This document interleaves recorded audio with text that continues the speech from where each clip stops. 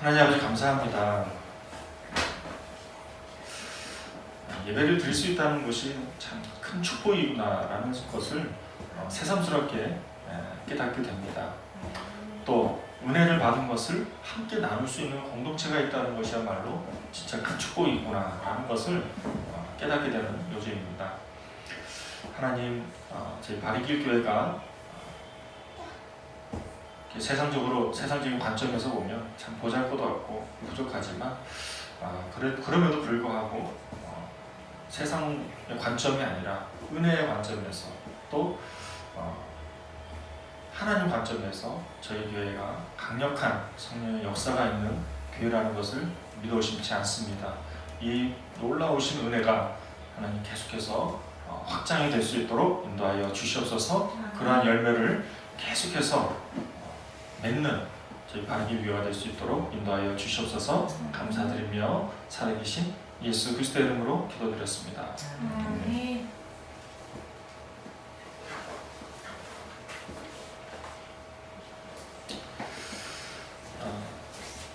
요즘 시대는 이제 포스트 코로나라고 해서 그런 시대를 저희들이 살아가고 있습니다. 포스트 코로나 신조어예요. 그래서 전 세계에서 신조어가 생겼는데 이제 포스트 코로나라고 해서 그런 시대를 저희들이 살아가고 있습니다. 놀라워요. 다 아는 줄 알고 좀 얘기했는데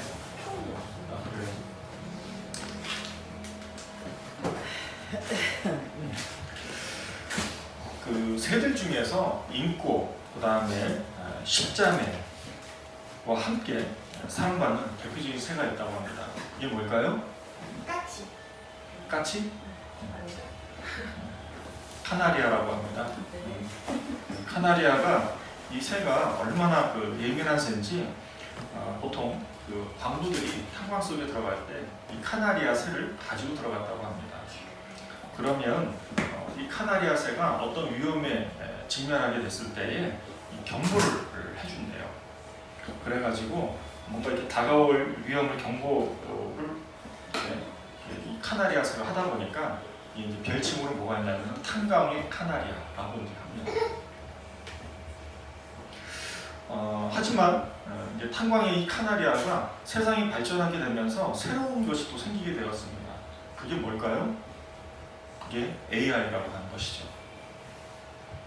AI 데이터 분석 기술로 인해서 이 세상에서 위험한 경보들을 해준다고 합니다. 지난해 말이죠. 2019년도 말에 AI 스타트업 블루닷이라고 하는 기업이 있는데 이 기업이 중국 우한에서 새로운 코로나 바이러스가 발생하고 나서 그리고 나서 서울과 도쿄, 홍콩 순으로 이제 이 발병이 퍼질 수 있다는 것을 경고했다고 합니다. 그런데 이 경고가 미국 질병통제예방센터, 쉽게 말하면 CDC죠. CDC하고 세계 보건기구 WHO 보다도 무려 열흘이나 빨리 경고음을 울렸다고 합니다. 근데 이 캐나다에 있는 AI 블루닷이라고 하는 기업은 직원 수가 한 40명밖에 되지 않는데요. 그럼에도 불구하고 세계적인 기구보다도 빠른 예측을 할 수 있었던 것은 그것은 바로 이 데이터 분석 기술이었다고 합니다. 이것이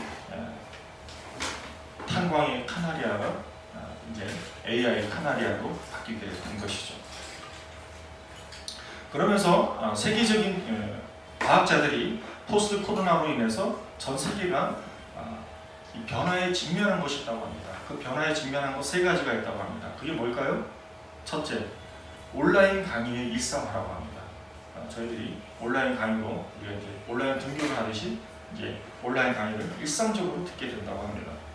두 번째로 변화가 찾아왔죠. 저희들한테 어떤 분은 받은 분도 있지만 그것이 뭔가 재난지원금이 세계 각국에서 이제 뿌려지기 시작했다고 합니다. 예, 그래서 최저소득 보장을 이제 실험하게 된 그런 계기가 되었다고 합니다. 이제는 뭐 미국뿐만 아니라 전 세계에서 최저 보장 소득을 50만 원, 100만 원씩으로 이제 뿌려지게 되는 상황인 거죠. 그리고 이제 끝으로 세 번째로 이 포스트 코로나로 인해서 더 이상 뛰어난 유럽은 없다. 더 이상 뛰어난 미국은 없다. 라는 게 정설처럼 이제 받아들여지게 되었답니다.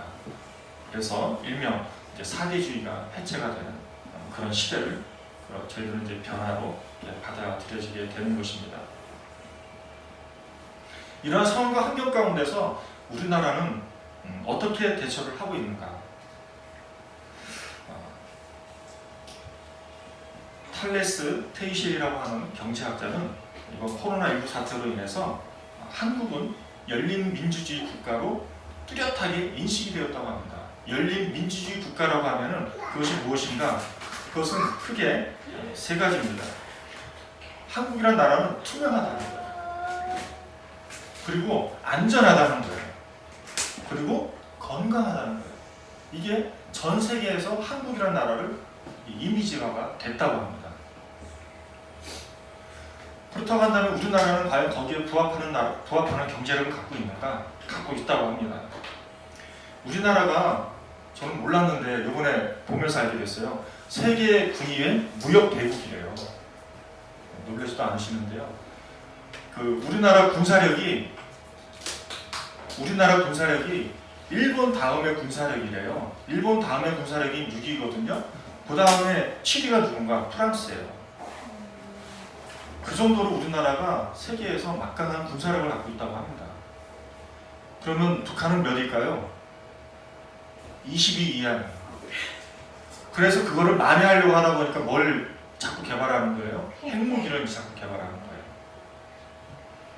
우리나라가 2018년도에 전 세계 이 무역 의존도라고 하잖아요. 대무역 의존도가 몇 프로인가? 70%래요. 예전에는 45%인데 지금은 70%래요. 이 70%의 99.8%를 뭘로 수출하고 있느냐? 배로 수출하고 있대요. 그 배에 대다수의 그 배가 어디 나라 배냐? 한국 배예요. 그러니까 그 정도로 우리나라가 엄청난 강국이에요. 근데 우리만 좀 몰라요. 우리만 몰라. 그 다음에 우리나라 기술 수준, 뭐 반도체도 있고 많이 있잖아요. 근데 코로나19로 인해서 전 세계에서 2개의 나라밖에 생산을 못한대요. 그 중에서 전 세계를 줄을 잡고 있는 나라가 이탈리아고, 그 이탈리아가 특허권을 휘두르고 있는데 아이러니하게도 그 특허권을 우리나라에만 특허를 받지 못했대요. 왜? 우리나라 특허 조건이 너무 까다로워서. 그 우리나라 특허 조건이 너무 까다로워서 우리나라에만 진출하지 못했는데 그게 뭔가? 이 채취형 면봉. 이게 세계 기술에서 탑이래요. 그래서 이게 진단 키트하고 채취 키트 이 두 가지를 완벽하게 가지고 있는 나라가 한국밖에 없다. 뭔 얘기인지 모르시겠지만 미국에서는 10센트짜리 면봉을 구할 수가 없어가지고 많은 사람들을 코로나19 바이러스를 검사할 수가 없다고. 그래서 많은 사람들도 죽어가고 있고 그런 상황이라고 합니다. 이처럼 우리나라가 국가적으로 굉장히 투명하고 안전하고 건강한 나라인 것을 갖게 되고요. 또 우리나라는 세계 무역에 있어서 9번째가 무역 대국이고요. 또 군사력은 이루 말할 수도 없고 또 이 아주 보잘것없는 이 면봉조차도 우리나라가 세계 최고의 기술을 갖고 있다는 거예요. 얼마나 대단한 나라입니까? 그러면 세계 속에 우리나라는 어떤 나라인지 알게 됐어요. 그러면 우리가 세상과 신앙인들과의 어떤 차별을 두기 위해서 저희들은 끊임없이 노력을 하고 있는 것이 아니겠습니까? 중세 시대에는 조금이라도 더 신에게 가까이 가기 위해서 뭘 세웠을까요? 뾰족한 성당에 첨탑을 세웠다고 합니다. 그것을 더 높이 세우면 세울수록 신과 더 가까이 가신다고 믿었다는 것이죠. 또 이 첨탑을 세우는 것도 부족해서 수도사들이 어디로 갔어요? 절벽 꼭대기로 올라갔죠. 그래서 뭘 세웠습니까? 수도원을 세웠어요. 수도원 정말 아무것도 없는 곳에서 제일 높은 곳에서 거기에는 뭐가 있어요? 수도원이 있어요. 왜 이 수도원이 왜 생겼을까?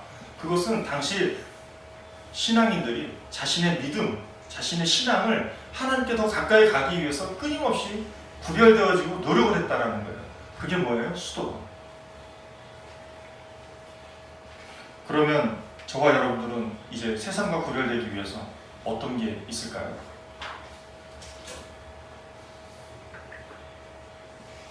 오늘 말씀 신명기서 7장 1절에서 11절 말씀 가운데서 1세대가 다 죽었어요. 그리고 20살, 20살 이하의 남은 세대들만 어떻게 됐어요? 모압 평지에 다 모였어요. 모압 평지에 다 모여가지고 지금 뭐가 일어나고 있는 거예요? 하나님과 이스라엘 백성들 간에 그 모압 언약 갱신이 일어나고 있어요. 모압 언약 갱신이 일어나고 있는 상황 가운데서 오늘 본문은 뭐예요? 첫째, 이스라엘 백성들이 그들이 차지할 땅이 뭐예요? 가나안 땅. 가나안 땅의 7 족속을 어떻게 해야 된다? 다 진멸해야 된다. 그리고 두 번째로 그들과 언약도 하지 말아야 되고 결혼도 하지 말아야 돼요. 왜 그래요? 만약에 그들과 결혼했을 때에는 그들이 이스라엘 백성들을 유혹하고 이스라엘 백성을 유혹한 걸로 끝나는 게 아니라 그들이 섬기는 신들을 또 섬기게 할 것이기 때문에 하나님께서는 그들을 이스라엘 백성과 가나안 족속 간의 결혼을 금하셨던 것입니다. 하나님께서는 이것을 계명으로 하셨고 이 계명을 지키는 자는 어떻게 하신다고요? 천대까지 가지만 그렇지 않을 때 하나님을 미워하는 것으로 생각하시고 즉시 당장 그들에게 도움하신다고 하시는 것입니다. 그렇다고 한다면 오늘 하나님께서 왜 하나님의 백성이 이스라엘이 하나님이 허락하신 곳인 가나안 땅에 인도함을 받아서 가게 됐는데 왜 그들과 결혼도 하지 말아야 되고 그들을 진멸도 해야 되고 해야 될 것이 많아요. 전쟁을 치러야 돼요. 단순한 전복 전쟁이 아니에요. 왜 이러한 말씀을 우리들에게 해주시는 걸까요? 그것은 먼저 죄로부터의 분리를 하라고 말씀하시고 계시는 것입니다. 다 같이 2절에서 4절 말씀 함께 보도록 하겠습니다. 신명기서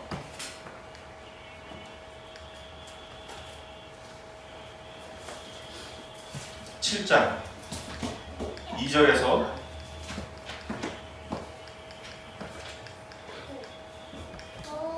4절 말씀이에요. 우리 김지현 전사님이 한번 읽어주시겠어요? 7장 2절에서 4절 말씀입니다. 내 하나님 여호와께서 그들을 내게 넘겨 내게 치게 하시리니 그때에 너는 그들을 진멸할 것이라. 그들과 어떤 언약도 하지 말 것이요 그들을 불쌍히 여기지도 말 것이며 또 그들과 혼인하지도 말지니 내 딸을 그들의 아들에게 주지 말 것이요 그들의 딸도 내 며느리로 삼지 말 것은 그가 내 아들을 유혹하여 그가 여호와를 떠나고 다른 신들을 섬기게 하므로 여호와께서 너희에게 진노하사 갑자기 너희를 멸하실 것입니다. 하나님께서는 이스라엘 백성들을 말씀하고 있어요. 7장 2절부터 4절까지 말씀을 통해서 뭘 말하고 있는가요? 분리를 말하고 있어요. 그 분리는 뭐예요? 분리하는 방법은 결혼도 하지 말고 진멸시키는 거지만 죄로부터의 분리예요. 죄로부터 분리한다는 게 뭐예요? 이스라엘 백성들이 가나안 사람들과 구별되는 거예요. 분리가 되는 거예요. 뭐로부터의 분리? 죄로부터의 분리. 이스라엘 사람들은 죄로부터 분리가 되어져야 되고 죄로부터 분리가 되면서 죄된 곳에 가지도 말아야 되고 죄악된 곳에 가지도 말아야 했던 거예요.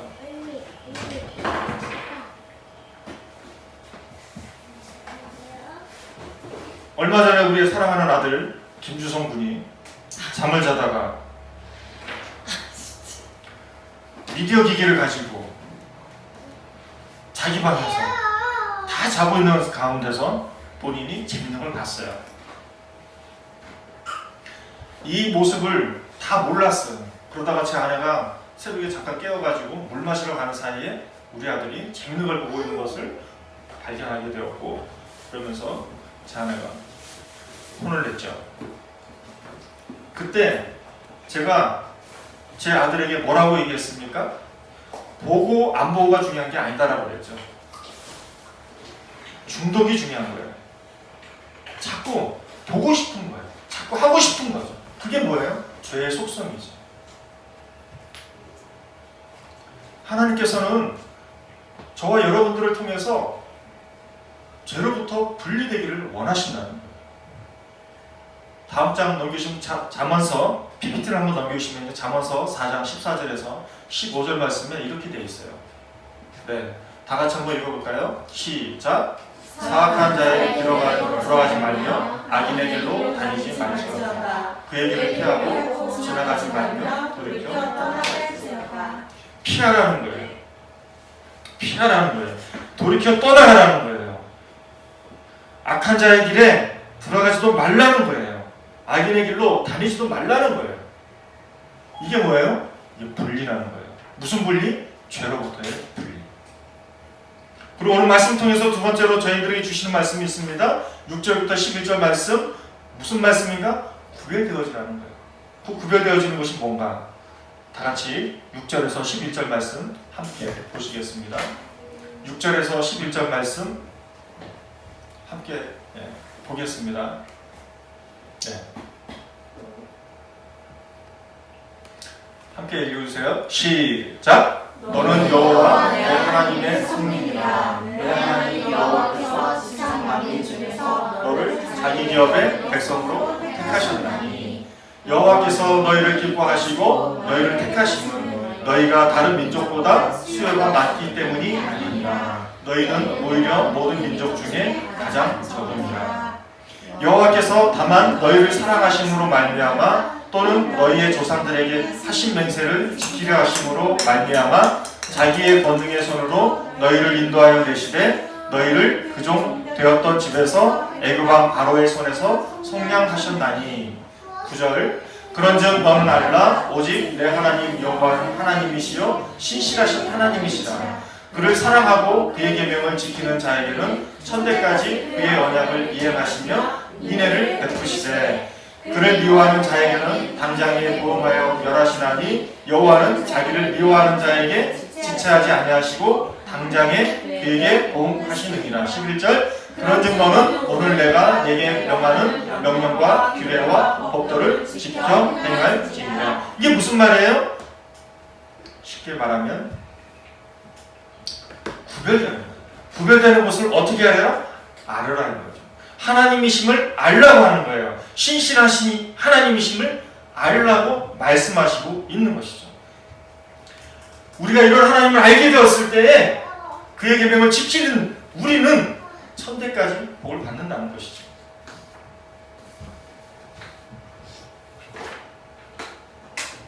우리가 하나님과 구별되어지는 것은 하나님을 아는 것도 있지만 또 다른 게 있죠. 하나님께서 미워하는 자가 있다는 것을 우리가 알아야 된다는 거예요.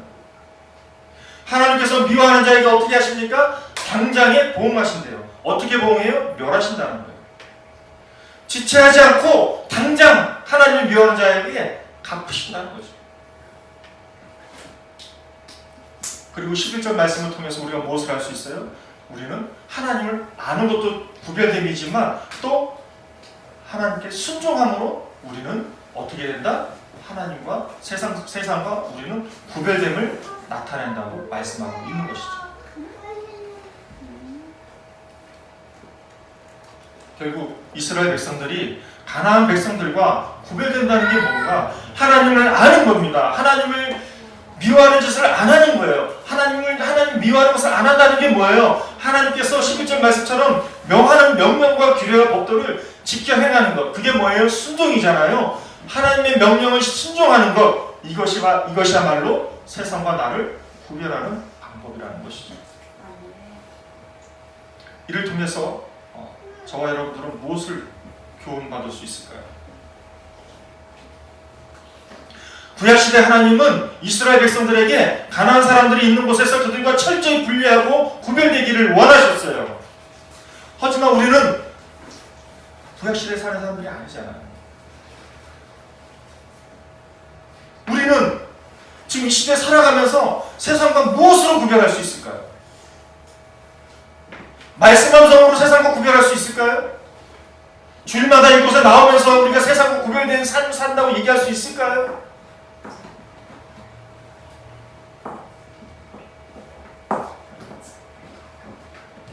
이스라엘 백성들이 하나님의 음성을 듣지 못해서 세상과 가나안 사람들과 구별되지 못해서 분리되지 못해서 하나님께서 이러한 말씀을 하시는 걸까요?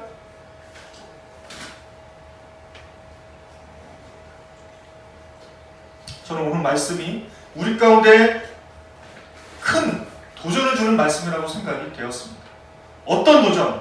세상과 구별되어지래요. 세상과 어떻게 구별되어지나요? 하나님께서 이스라엘 백성들에게 말씀하셨잖아요. 그러면 이 시대에도 하나님께서 우리에게 말씀하고 있잖아요. 우리가 하나님의 음성을 듣는 게 구별되어지는 거예요. 하나님의 음성을 듣는 게 분리되어지는 거고 하나님의 음성을 듣는 게 구별되어지는 거예요. 뭐로부터? 죄악으로부터, 세상으로부터. 그러면 예수님께서는 어떻게 하셨나요? 예수님께서는 요한으로부터 세례를 받았어요. 세례를 받고 나서 뭐가 있었어요? 성령이 임했어요. 성령이 임고 나서, 성령이 임하고 나서 그걸로 끝났나요? 그렇지가 않았어요. 예수님이 달랐던 것은 뭐냐면 하나님의 음성이 임했어요. 하나님의 음성이 뭘로 임했나요? 마태복음 3장 17절 말씀에 이는 내 사랑하는 아들이요 내 기뻐하는 자라고 말씀하고 계셨어요. 우리가 예수님의 모습을 통해서 우리가 배워야 할 것은 뭔가요? 그러면 우리는 성령 세례를 받고 하나님의 음성을 들어야 하는 거예요. 이게 이 시대에 살아가는 구별되는 것이죠. 이게 우리가 하나님의 음성을 듣는 거에 있어서 세상과 분리되어지는 것이죠.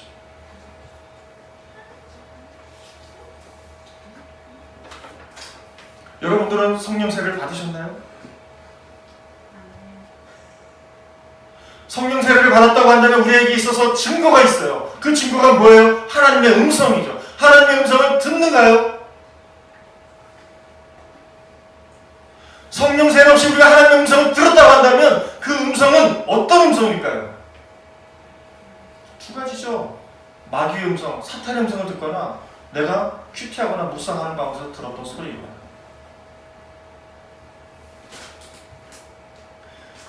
저와 여러분이 하나님의 음성을 듣고 듣지 못하고의 차이는 신앙의 근본적인 질의 차이가 있다는 것입니다. 그렇다고 한다면 성령 세례를 어떻게 받을 수 있을까요?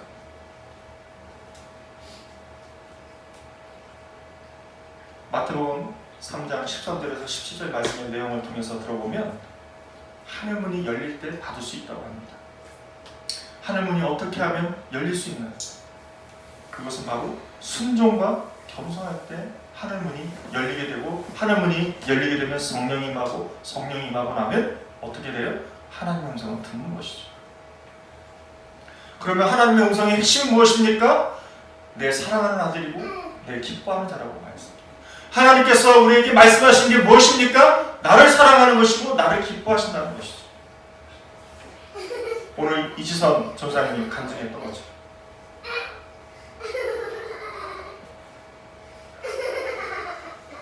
저와 여러분이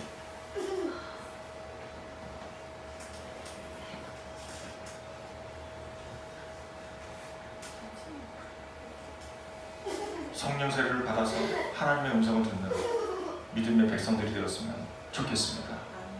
또 저와 여러분들을 통해서